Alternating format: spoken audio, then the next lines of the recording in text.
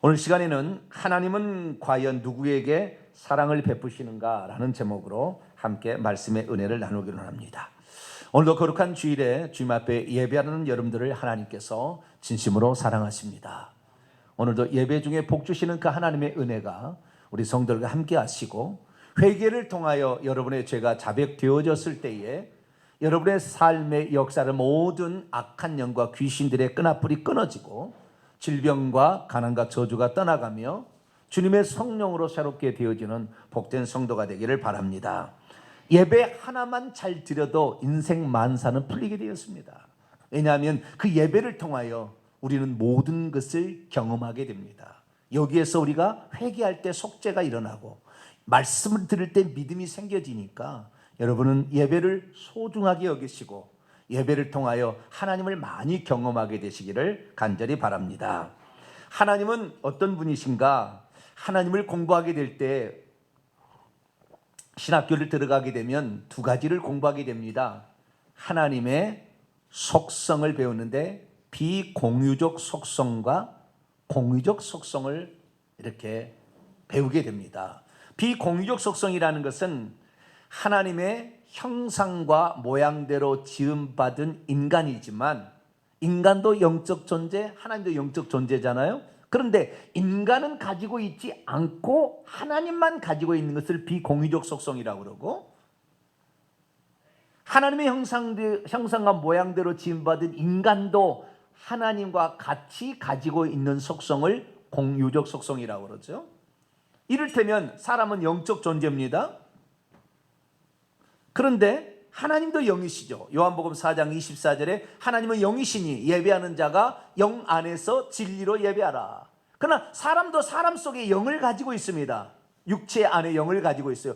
그래서 영이라는 속성에 있어서는 공유적 속성이지만 영 자체의 본성에 들어가면 차이가 있는 것입니다. 하나님의 영은 창조주의 영으로서 무소부재한 영입니다. 그래서 동시에 존재해서 지구상의 모든 교회 예배를 받을 수가 있습니다. 그러나 사람의 영은 시간과 공간에 제한을 받는 영이기 때문에 여기 있으면 저기 없고, 지금만 있고 과거에는 이미 지나온 것이고 미래는 아직 경험하지 않는 것 때문에 아직 존재하지 않은 것이죠. 그러나 우리 주님은 알파와 오메가, 시작과 마침입니다. 할렐루야. 처음과 끝이기 때문에 모든 것을 현재 속에서 과거를 보시고 미래를 보시니까 이 AD 96년에도 세계가 끝나고 예수님이 재림한 후에까지도 사도 요한에게 미리 보여줘서 그것을 기록할 수가 있는 거예요. 그래서 하나님은 무소부재한 영을 가지고 있는 측면에는 비공유적 속성이지만, 똑같이 불멸, 영혼은 안 죽잖아요. 사람 육체는 죽지만 불멸하라는 이 조건에 있어서는 공유적 속성을 가지고 있죠. 그렇다면 하나님께서 하나님의 형상과 모양대로 이 인간을 지었을 때 우리에게도 주신 공유적 속성, 우리에게는 조금 부족함이 있겠지만 하나님은 완전한 공유적 속성, 어떤 것을 가지고 있을까요? 첫째는 하나님이 거룩하다는 것입니다. 그래서 인간도 거룩하고 구별하고 깨끗하게 살기를 원하는 거죠. 두 번째는 의롭다는 것입니다. 의로운 행위를 기뻐하고 악한 행위를 싫어하는 거죠. 세 번째는 공의로우십니다. 공평하시다는 말이겠죠. 네 번째는 하나님은 선하십니다. 선한 것을 하나님 말씀하시고 또 그렇게 살기를 원하시죠. 뿐만 아니라 하나님은 노하기를 더디하시고 인자와 긍휼이 풍성하시다, 자비로우시다 말할 수 있습니다. 그 다음에 또 하나, 하나님은 불의함이나 치우침이 없으시다, 불의하지 아니하시다라는 것을 말할 수 있어요. 그런데 그 중에서 정말 중요한 한 가지 속성이 있으니 그것은 하나님은 사랑이시다라는 것입니다. 그래서 사람은 사랑하며 사는 존재가 된 것입니다. 하나님의 이 8가지 또는 9가지 속성 가운데 가장 중요한 제일 가는 속성을 고르라 하면 우리는 사랑이라는 속성을 고백할 수 있습니다. 그래서 하나님께서 믿음, 소망, 사랑이 인간에 있겠지만 사랑은 영원하다, 이렇게 말씀하신 것은 사랑이 그만큼 소중한 것이죠. 요한 사도도 이렇게 말했습니다. 사랑하지 아니하는 자는 하나님을 알지 못하나니 이는 하나님은 사랑이십니다. 하나님의 사랑이 우리에게 이렇게 나타난 바 되었으니 하나님이 자기의 독생자를 세상에 보내심은 그분으로 말미암아 우리를 살리려 하심이라. 사랑은 여기 있으니 우리가 하나님을 사랑한 것이 아니요 하나님이 우리를 사랑하사 우리 죄를 속죄하기 위하여 그의 아들을 화목제물로 구주로 보내셨습니다 라고 말씀하고 있습니다.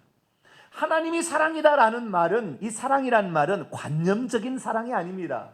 이 사랑은 실천적인 사랑이요, 이 사랑은 행동으로 옮기는 사랑입니다. 그래서 하나님의 사랑이 나타난 바 되셨다라고 말하고 있습니다. 여러분, 우리가 사랑한다면 그 사랑을 나타낼 수 있게 되기를 축원합니다. 그래서 하나님께서 우리의 사랑한다 말만 하지 아니하시고 우리에게 그 사랑을 나타내셨습니다. 나타내셨어요. 그 나타내신 단계가 두 단계로 나타나게 되었으니, 첫째는 하나님께서 우리를 살리기 위하여 창조주가 피조물의 위치로 낮춰버린 것입니다. 눈높이 하신 것이죠. 왜? 우리의 수준, 하나님의 수준 우리가 측량할 길이 없고 따라갈 수도 없고, 또한 하나님의 수준에 우리가 도달할 수 없기 때문에 하나님께서 우리의 수준으로 낮추셔서 우리를 위하여 행하신 일을 직접 눈으로 볼 수 있도록 하셨으니 이것이 바로 하나님의 성육신입니다. 한편으로서는 하나님께서 그의 아들을 보내신 것이지만 사실은 하나님께서 아들의 신분으로 성육신하신 거예요. 그래서 이 사도 바울은 예수님의 절대 창조주께서 자기 자신의 자리를 비우시고 낮추신 그 모습을 이렇게 표현했습니다. 그는 근본 하나님의 본체이시지만 하나님과 동등됨을 취할 것으로 여기지 아니하시고 오히려 자기를 비어 종의 형체를 가지사 사람들과 같이 되셨고 사람의 모양으로 나타나셨음에 죽기까지 복종하셨으니 곧 십자가에 죽으신 것이다 라고 말씀하고 있습니다. 하나님이 그의 아들을 보냈다는 측면도 있지만 하나님의 본체를 버리시고 하나님께서 육신을 입고 이 땅에 오신 것 자체가, 이것이 하나님이 사랑을 우리에게 제공하고 있음을 우리에게 나타내신 거라는 거죠. 그러나 하나님은 여기에서 끝난 게 아니었습니다. 당신의 몸을 모든 사람의 대속물로 내주셨으니 십자가에 죽으심으로써 당신의 사랑이 우리를 사랑한다는 것을 직접 표현한 줄로 믿습니다. 그래서 사도 바울은 말했습니다. 우리가 아직 죄인이었을 때에 그리스도께서 우리를 위하여 죽으심으로 하나님께서 우리에 대한 자기의 사랑을 확증하셨다. 우리가 자식을 사랑한다고 하는데 자식을 사랑하는 것이 무엇이냐? 말로만 사랑하는 것이 아니라 그 사랑한다는 것을 직접 표현했으니 할 수 있는 모든 것을 다 동원하여 자식을 사랑하고 있음을 보여주셨다라는 사실을 말하고 있는 것이죠. 설 명절을 맞이해서 우리는 부모와 자식을 보고 만나게 될 것입니다. 특별히 잊어버리고 살았어도 우리가 그 사랑을 잊지 말라고 하나님께서 명절을 주시지 않는가 생각이 돼요. 하나님의 큰 사랑들이 부모 자식 간에 많이 풍성해져서 화목하고 그리고 웃음꽃이 가득한 복된 가정이 될 수 있기를 바랍니다. 자, 그런데 문제가 있습니다. 하나님은 모든 인류를 사랑하셔서 사람이 되셨고 또한 십자가에서 모든 인류를 위하여 죽으셨어요. 그런데 그 죽으심의 목적은 우리를 구원하기 위함이거든요. 그런데 실제로 모든 사람들이 다 구원을 받느냐? 그렇지는 않다는 거예요. 하나님께서 우리를 사랑해서 우리를 구출하려고 오셨음에도 불구하고 거의 대부분의 사람들이 지옥에 떨어지고 있는 것이 현실입니다. 그러면 하나님의 사랑이 부족해서 지옥에 떨어지고 있을까요? 하나님의 사랑이 제한적이라 지옥에 떨어지고 있을까요? 하나님의 사랑이 못 비치는 곳이 있어서 지옥에 떨어지는 것일까요? 대체 무엇 때문에 하나님의 끝없는 사랑이 우리를 위해서 자기를 창조주가 피조물의 위치로, 아니 죽음을 선택하기까지 우리를 사랑하셨음에도 불구하고 하나님의 사랑은 온 인류에게 미치고 있지 않는 것일까요? 그래서 오늘 이 시간에는 끝없이 펼치시는 하나님의 사랑하심에도 불구하고 하나님의 사랑을 받지 못하고 죽어가고 있는 자들이 있음을 생각하면서 누가 과연 하나님의 사랑을 받게 되는 것인가? 잘 들으시고 여러분은 하나님의 사랑 받는 자가 될 수 있기를 축원합니다. 오늘 본 말씀은 예수께서 99마리의 양을 내버려 두고 잃어버린 한 마리의 양을 찾아 내시는 목자의 삶을 통하여 들에 있는 99마리 양보다 잃어버린 한 마리의 양을 찾으시고 기뻐하는 그 목자의 모습을 우리에게 들려주고 있습니다. 이 비유를 곰곰이 생각해 보면 우리는 참 이상하다는 생각을 하게 될 것입니다. 왜냐하면 목자가 계산력이 떨어지는 것 같아요. 여러분, 한 마리의 양이 귀합니까? 99마리의 양이 귀하겠습니까? 우리는 당연히 99마리의 양이 귀하다고 할 텐데 이 목자는 한 마리의 잃어버린 양을 찾으러 나가고 있습니다. 또한 이 목자는 이상합니다. 왜 이상하느냐? 이 양떼가 몇 마리가 있는지 낮에 검사하는 게 아닙니다. 밤에 우리의 양떼를 들여놓을 때 한 마리 한 마리를 세보는 거지요. 그래서 양이 어디에 그 마리수가 있는 것인가 확인하게 되는데 양이 한 마리가 부족한 거예요. 그러면 이 지금 목자가 양을 찾아서 나갔다는데 그러면 밤중에 나간 거예요. 그 밤중에 어딘 줄 알고 찾아갈 것이며 낭떠러지 길 가다가 발못 헛디뎌서 떨어지면 이 목자도 목숨이 위험할 수 있는데 이 양을 찾아서 왜 목자가 그렇게 가는 것입니까? 양은 물론 그 자기의 목자를 기다리고 있지만 그러나 아무리 기다리고 있다 할지라도 사람의 목숨, 목자의 목숨도 소중한 거 아닙니까?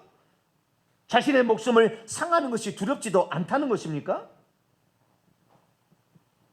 아무리 양을 잘 지키려고 한다 할지라도 양은 한 마리씩 잃어버리기 마련인데 왜 한 마리의 양을 위하여 목숨을 거는 것입니까? 차라리 앞으로 99마리 양을 잃어버리지 않도록 더 단속하는 것이 중요하지 않을까요? 그럼에도 불구하고 이 목자는 왜 밤에 그 한 마리의 잃어버린 양을 위하여 그 밤에 그 위험한 곳에 나가게 된 것일까요? 만일 우리가 그 목자라고 한다면 그 밤에 잃어버린 양을 찾아서 과연 나갈 수 있습니까? 오늘 본 말씀은 예수께서 공생애를 시작한 지 약 2년쯤 지난 시점에 예수 그리스도께 세례 징수자들과 죄인들이 말씀을 드리러 나오는 것을 보고 바리새인들과 서기관 율법사들이 그 모습을 지켜보면서 심히 불평하고 수군거리고 있을 때에 그 수군거리는 자들을 위하여 예수님께서 비유로 들려주신 말씀입니다. 예수님은 이렇게 말씀하셨습니다. 너희 중에 어떤 사람이 양들 100마리를 가지고 있는데 그것들로부터 하나를 잃어버린 후에는 99마리를 광야에 남겨두고 이미 잃은 채 양을 위하여 그것을 찾아내기까지 찾아다니지 않겠느냐. 그리고 그가 찾아낸 후에는 기뻐하면서 그것을 어깨에 메고서 집으로 간 후에 친구들과 이웃들을 불러 모아놓고 말하기를 나와 함께 기뻐하십시오. 내가 잃어버린 양을 찾았습니다. 그러므로 내가 너희에게 말한다. 이와 같이 하늘 아래에서는 회개할 필요를 가지고 있지 않는 의인 99에 대하여보다 회개하고 있는 죄인 한 사람에 대하여 더 기쁨이 있을 것이다. 믿음이 없으면 목자가 좀 떨어진다, 멍청하다고 생각합니다. 왜냐하면 하나하고 99을 구별하지 못하는 계산력이 없다고 생각하기 때문이죠. 믿음이 없으면 목자는 왜 잃어버린 한 마리의 양을 위해서 그처럼 희생해야 하느냐면서 혀를 쯧쯧 거릴 것입니다. 믿음이 없으면 목자가 잃어버린 양 한 마리를 찾아냈다고 그렇게 잔치까지 벌일 필요가 있었겠느냐? 비용이 더 들지 않았겠었느냐? 생각할 수 있습니다. 믿음이 없으면 목자는 참으로 미련하고 목자는 참으로 멍청하다라고 판단할 수 있습니다. 그럼에도 불구하고 목자는 또 다른 그러한 일이 발생한다 할지라도 그 잃어버린 한 마리의 양을 찾아서 나갈 것입니다. 왜 그럴까요? 곰곰이 생각하니 단 한 가지였어요. 그 잃어버린 양을 지극히 사랑하기 때문입니다. 사랑은 계산하지 아니하는 거거든요. 사랑은 물불을 가리지 아니하는 거거든요. 단 한 가지 말로밖에 설명이 안 되는 거예요. 그 어린 양을 지극히 사랑했다라고 표현할 수밖에 없습니다. 오늘 본문 말씀에 예수님은 자기를 목자에 비유하여 말씀하고 있습니다. 예수님은 요한복음 10장에서 자신의 목자됨을 이렇게 말씀하셨습니다. 나는 선한 목자라. 나는 내 양을 알고 양도 나를 아는 것이 아버지께서 나를 아시고 내가 아버지를 아는 것 같으니 나는 양을 위하여 내 목숨을 내놓겠노라. 그런데 놀라운 사실은 예수님께서 자신을 목자라고 표현한 것은 예수님이 처음으로 사용한 게 아닙니다. 구약 성경에 여호와 하나님이 등장하는데 구약 성경에 등장하는 여호와 하나님이 자기를 표현하는 단 하나의 비유는 목자의 비유예요. 하나님이 여호와가 자기를 어떤 것에 빗대어서 자기를 말할 때 자기를 뭐라고 했냐? 자기는 무슨 구원자, 나는 처음이요 마지막, 나는 구속자, 나는 스스로 있는 몇 가지 말했는데 비유로 설명한 단 한 가지. 그것은 목자라는 비유입니다. 우리 이사야 40장 11절 말씀을 통하여 하나님이 목자이신 것을 다시 한번 확인하시길 바랍니다. 시작. 그는 목자같이 양떼를 먹이시며 어린 양을 그 팔로 모아 품에 안으시며 젖먹이는 암컷들을 온전히 인도하시리로다. 그는 목자같이 양떼를 먹이시고 어린 양을 그 팔로 모아 품에 안으시고 젖먹이는 어린 것들을 온순히 인도하시는 분이다. 예레미야 선지자도 말했습니다. 이방인들이여 들으라. 이스라엘을 흩으신 그가 그 양떼를 모으시는데 목자가 그 양떼에게 행한 것 같이 이스라엘 백성을 모을 것이다 라고 말씀하고 있는 것입니다. 결국에 시편의 23편에 목자라고 다윗도 표현하고 있으니 여호와는 나의 목자시니 내가 부족함이 없다. 그가 나를 푸른 풀밭으로 맑은 시냇물가로 인도하실 것이다 말씀하고 있어요. 그래서 우리는 구약의 여호와께서 당신을 비유적으로 표현한 단 하나의 비유가 목자라는 비유인데 이 비유를 예수님이 사용하셨다는 것은 예수님께서 구약의 여호와이셨다. 할렐루야. 그 구약의 여호와이신 분이 육신을 입고 아들의 신분으로 오셨구나 라는 사실을 간접적으로 알 수가 있게 되는 것이죠. 우리는 이 누가복음 15장 1절에서 7절까지 기록된 잃어버린 양을 찾아 다니시는 목자의 비유를 통하여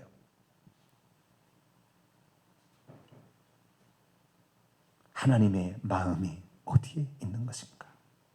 그리고 우리를 얼마나 하나님이 사랑하시고 있는 것인가? 이 부분을 깨달을 수가 있는 것이죠. 오늘 우리가 이 성경 말씀을 많이 들었을 겁니다. 그러나 오늘 두 가지 특별한 사항을 제가 말씀드리려고 합니다.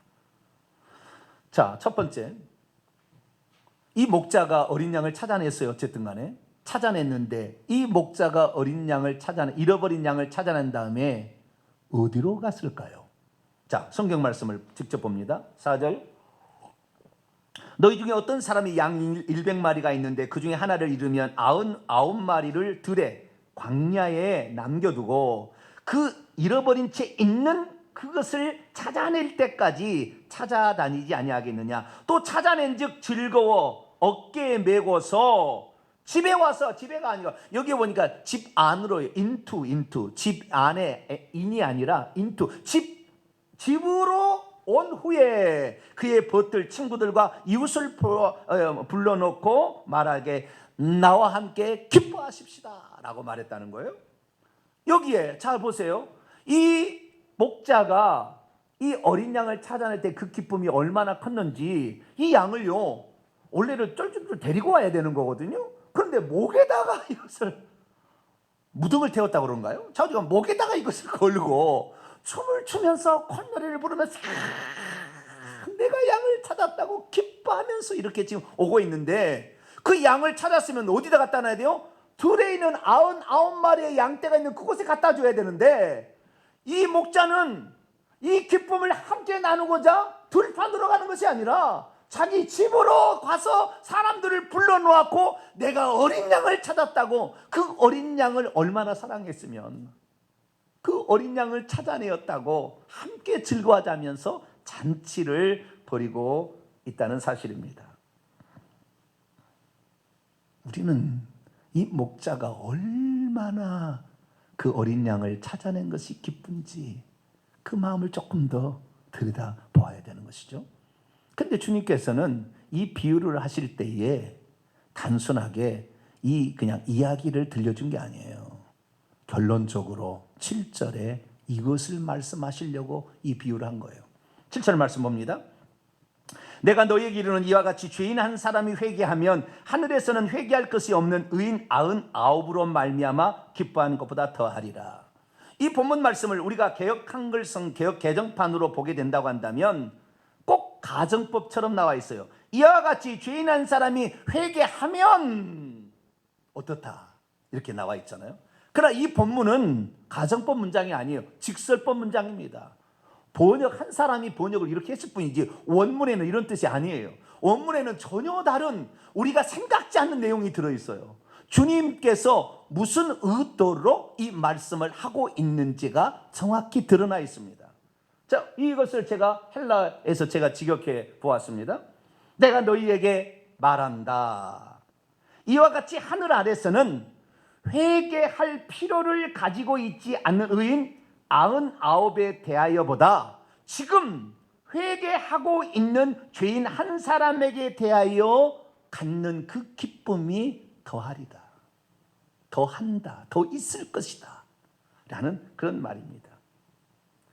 여기에 우리 주님이 바라는 어떤 사람을 주님이 바라시는 것인가, 어떤 사람을 하나님이 찾으시는 것인가를 말하고 있는데, 지금 회개하고 있는 현재 분사 능동태, 지금 현재 회개하고 있는 사람을 기뻐하신다.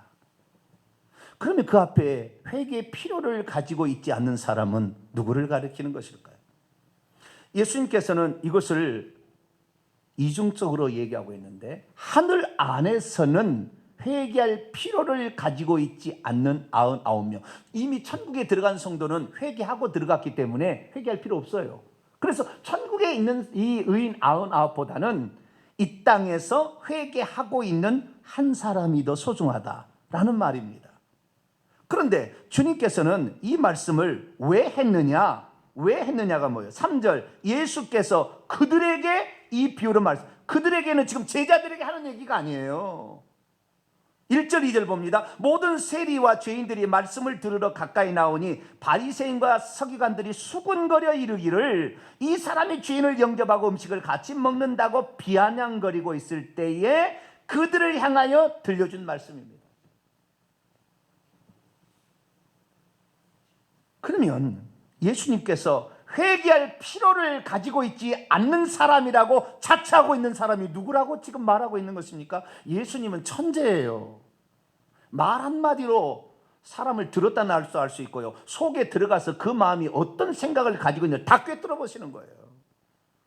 지금 뭐하고 있습니까? 서기관과 바리새인들은 나는 회개할 필요가 없어, 나는 죄인 아니야 라고 그들을 자기를 회개할 필요가 없다고 생각하고 있었기 때문에 그들을 향하여 들려주고 있는 말씀인 것이죠. 바리새인들은 그랬습니다. 나는 떳떳합니다. 나는 일주일에 2번씩 금식을 하고, 나는 소득의 11조를 드리고, 나는 남에게 불의하지 않고 토색하지, 강제로 빼앗지도 아니하고, 나는 가늠하지도 않고 있습니다. 나는 저 더러운 세리야도 갖지 않습니다. 그렇게 하면서 이 바리새인이 자기는 회개할 필요가 없다고 생각하고 있었고, 그리고 겉으로 볼 때 죄인이라고 칭해지는 자들을 향하여 손가락질을 하고 있었죠. 주님께서는 마태복음 23장에 말합니다. 화 있으리로다. 화 있으리로다. 외식하는, 가면 연기하는 서기관과 바리새인들이야. 회칠한 채 있는 무덤들 같으니 겉으로는 아름답게 보이나 그 안에는 죽은 사람의 뼈들과 모든 더러운 것이 가득하도다. 이와 같이 너희가 겉으로는 사람에게 옳게 보이려되 안으로는 외식과 불법이 가득하도다. 겉으로는 아무런 문제 없는 것처럼 보이지만 속에 그 마음은 더럽고 돈 욕심에 빠져 있고 권력 욕심에 빠져 있고 사람의 높이 여김을 받으려 하고 과부의 가산이나 삼켜서 어찌됐든 간에 그렇게 하려고 하는 엄청난 속에 가증한 것이 있음에도 불구하고 자신을 포장해서 자기는 괜찮다고 생각하고 있었죠. 주님은 이들을 향하여 독사의 자식들이다 말하고 있습니다. 그러나 세리, 오늘 1절에 나오는 그 세리, 죄인의 대명사로 일컬어진 그 세리는 어떻게 기도하고 있습니까? 예수님께서 한 비유를 들어서 말씀하셨는데, 세리는 멀리 서서 감히 눈을 들어 하늘을 쳐다보지도 못하고 다만 가슴을 치며 이르기를 하나님이여 불쌍히 여기소서 나는 죄인이로소이다. 세리는 남의 돈을 자기가 많이 받아서 로마에 바치고 착복하는 것이, 또 그것을 많이 원하기 때문에 그렇게 하는 것이 살았기 때문에 세리는 자기가, 그런데 어디 가서 이 죄를 용서를 받을 곳이 없잖아요. 하나님 아니면 용서해 줄 자가 없는데 하나님 앞에 가자니 거룩하신 하나님의 영광 앞에 자기가 도무지 갈 수 없어서 성전 문턱에 저 문간 옆에서 들어오지도 못하고 멀리 서서 하늘을 쳐다보면 하나님이 노하실까 봐 하늘을 쳐다보지도 못하고 가슴을 치면서 내가 이렇게 살지 말아야 되는데 내가 지금 이렇게 살고 있습니다. 그러나 나는 여기 이 죄라는 것을 나는 알고 있는데 이걸 어떻게 합니까? 하나님만이 나의 죄를 용서해 주시는 분인데 하나님 나에게 자비를 베풀어 주세요. 그렇게 하면서 자신의 죄인됨을 고백하고 있는 것이죠. 여러분 여기서 잘 알아야 됩니다. 뭘 잘 알아야 되느냐? 누가 하나님의 사랑, 목자가 베푸는 그 사랑을 받게 되는 것인가요? 거꾸로 생각합니다. 거꾸로 말씀드리겠습니다. 수많은 양떼들이 어째 가다가 잘못 길을 행하여 오늘도 광야 어디쯤에 바위쯤에 낭떠러지에 떨어져서 발이 부러져서 오늘도 고통받아서 살려달라고 음메 하면서 살려주세요 외치지만 주님은 또 그 양떼를 향하여 오늘도 그 양을 사랑하기 때문에 그 양을 찾아내기 위하여 살려내기 위하여 오늘도 찾아가지만 둘이 만날 가능성이 많지 않다는 거예요. 어떤 사람의 음성이 결국에 예수님의 귓가에 들려져서 결국에 예수님이 그 양떼까지 찾아가서 이 양떼를 건져내느냐? 그것은 내가 죄인입니다 라고 고백하는 그 소리가 나올 때 그 소리를 주님이 들으시고 그 사람을 찾아낸다는 거예요. 수많은 사람이 음메 외치고 세상 살기 너무 힘들어요, 나 힘들어 죽겠어요 아무리 외친다 할지라도 주님이 찾아내는 유일한 사람은 주여 나는 죄인입니다 라고 고백하는 그 사람의 음성만이 주님께 정확히 전달되어서 그 사람을 주님이 찾아내서 건져낸다는 거예요.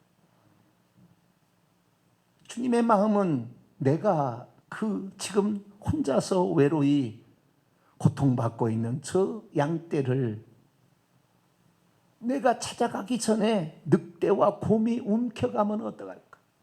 저 사단이 저걸 움켜가면 어떡할까? 내가 빨리 가서 저를 찾아내서 저를 내가 붙들어서 안전한 곳에 데려가야지 라고 찾아가지만, 많은 사람들이 외치기를 외쳐도 자기가 죄인인 걸 깨닫지 못하고 나는 회개할 필요를 가지고 있지 않다고 한다면, 어떤 외침을 하더라도 그것은 하나님의 귓가에 가지 않는, 들려지지 않는 것이 된다는 거예요.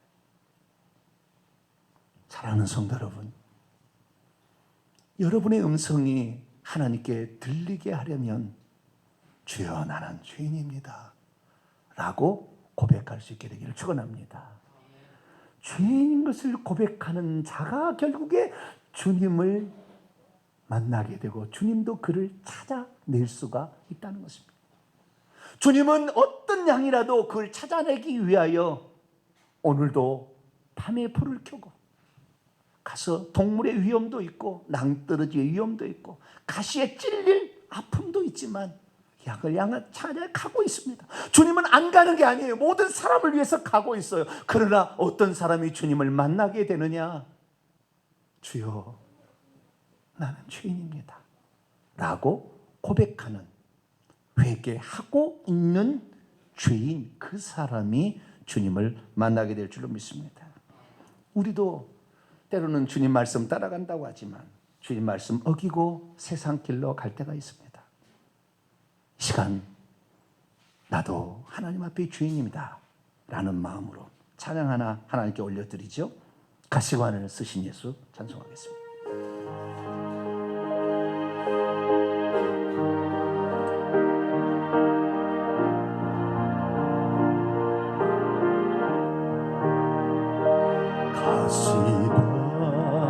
가시관을 쓰신 예수 나로라 부르실 때에 방탕한 길 못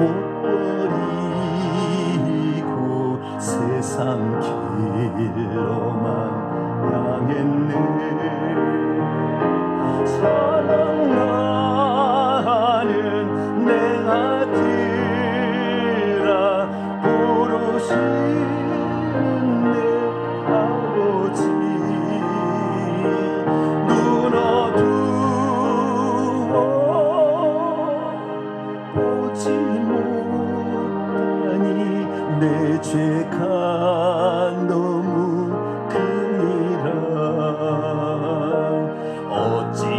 어찌할꼬 이 내 죄를 어찌 다 용서받을까. 두 손 모아 참회하라니 흐르는 눈물뿐이라. 골고다의 보혈의 피 무거운 짐 벗기시오. 전국 백성 되게 하시니 그 사랑 갚을 기름 넓고 큰 길 가기보다 가시밭길을 택하리. 하늘 영광 사모하며 주님 가신 길 가보리. 아버지여 나에게도 십자가 들려 주소서. 땅끝까지 증거하리다. 주님 사랑 전하리다.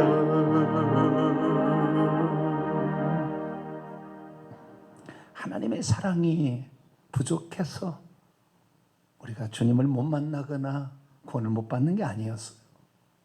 내가 주님 아니면 안 됩니다. 주님 아니면 나를 살려낼 수 없습니다.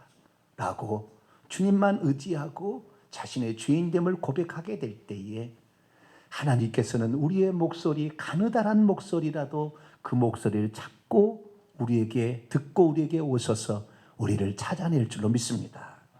그래서 제가 이 비유에 나와 있는 하나님의 사랑이 무엇인가 찾아봤더니 4가지의 사랑이 나오는 거예요.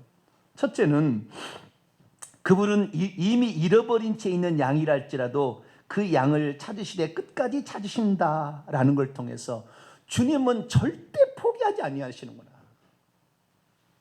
우리의 음성이 죽어서 없어지기 전까지는 희미한 음성이랄지라도 그 음성을 찾아내시는, 끝까지 절대 포기하지 아니하시고 찾아내시는 사랑이다. 그걸 알게 됐고요. 두 번째, 그분은 잃어버린 양을 찾아낼 때 자기가 다칠 수 있고 잘못하다가 낭떠러지에 떨어질 것을 전혀 생각지 아니하는 그런 분이셨다.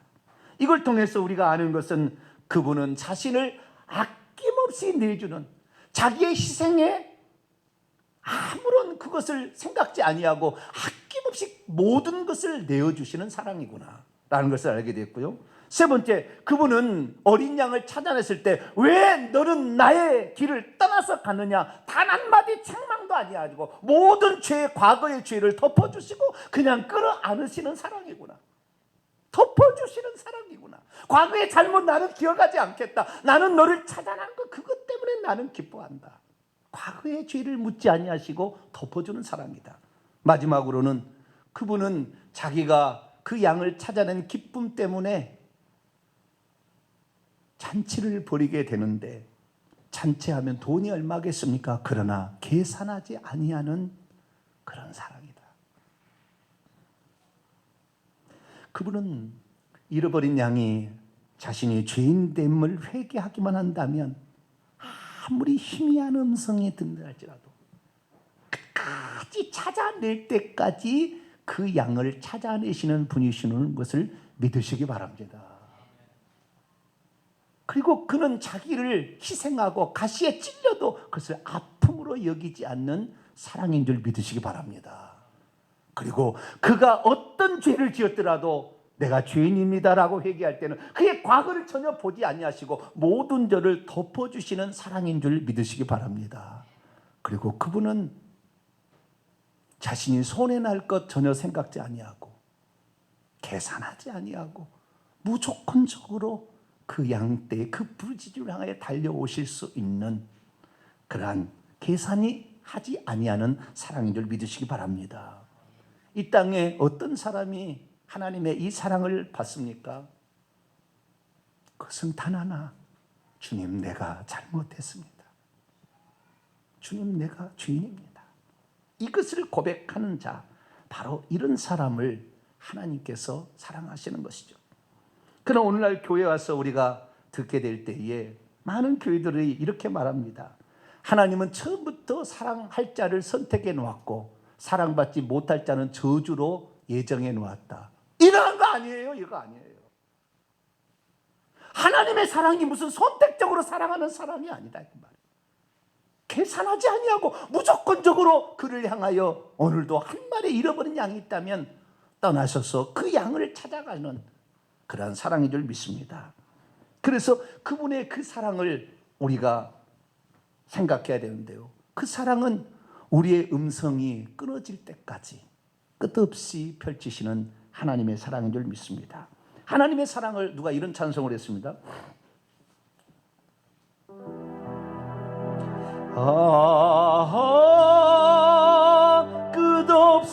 끝없어라 주님 사랑 언제나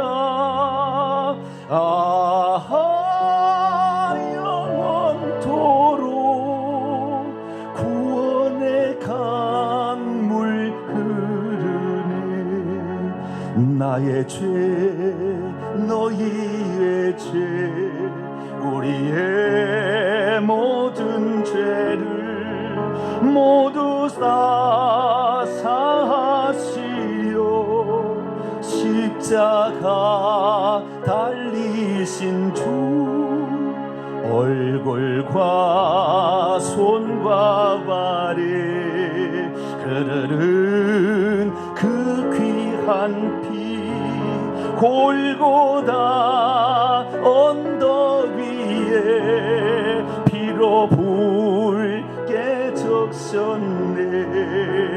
아 끝없어라 주님 사랑 언제나 영원토록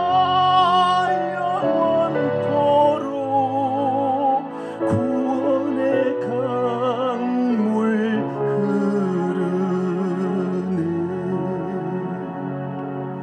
사실 제 목소리가 주일날 이런 목소리 아닐 거거든요. 어제 오후 6시경에 어떤 분이 다급하게 전화를 왔어요. 목사님, 귀신이 저를 눌러서 몸뚝달싹을 못하겠어요. 목사님, 저를 위해서 기도해 주세요. 저 전라도 쪽이에요. 제 설교를 듣고 제 도움을 받고자 전화를 한 거예요. 그 순간 이 영혼이 귀신에게 사로잡혀 있는데 놓아달라고 전화통을 붙잡고 막 기도를 하다 보니까 오늘이 주일인 것도 까먹고 기도하다 보니까 목소리가 상한 거예요 지금. 제 목소리 원래 이 목소리 아닌데, 안 나오는 목소리가 아닌데 이 목소리 하는 것은 우리 주님이 그러는 거구나. 누구 하나가 나에게 도움을 요청한다면 내일 생각지 아니하고 그렇게 가서 그를 건져내시는 사랑이구나. 하나님의 사랑이 이 사랑인 줄 알고 그 사랑을 여러분 감사하며 그 사랑에 보답하는 자 여러분 되시기를 간절히 바랍니다. 거룩하신 하나님, 끝없이 펼쳐지는 우리의